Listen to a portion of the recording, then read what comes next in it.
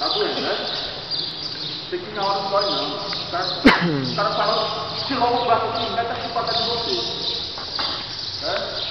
O cara, lá em Sobral, ele mobilizou o vagabundo lá, tão cheio da cola. Eu botei esse dorso da mão dele aqui, ó. O dorso da mão. Quando doer, você bate, né? Ó. Esse dorso da mão, eu cortei bem aqui no carro.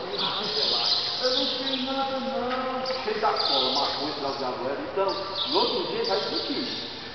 No outro dia, quando passar o efeito da lâmina dele, o ombro vai nem conseguir mexer. Mas na hora. Então tem que ser correto eficiente. Esse não é eficiente.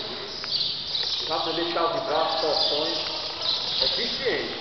É dois braços contra um. O cara botou força. Quebra a resistência dele. Aí vem aquela história, pode bater, não pode bater. Se não puder bater, acabe com a luta é. Não pode exceder.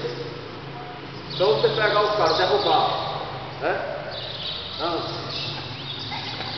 Aí você vai falar, tom. Aí meu amigo, é sério. É sério.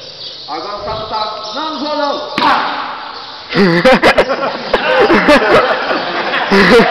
Quebra a resistência dele. Quebra a resistência dele. Eu estou aqui na boca do estômago. Quebra tudo. Não tem remédio aí de radiar. O cara vai, ó. Vai faltar fluido. Aí você entra, dá a chave do braço, algema, sobe no chão.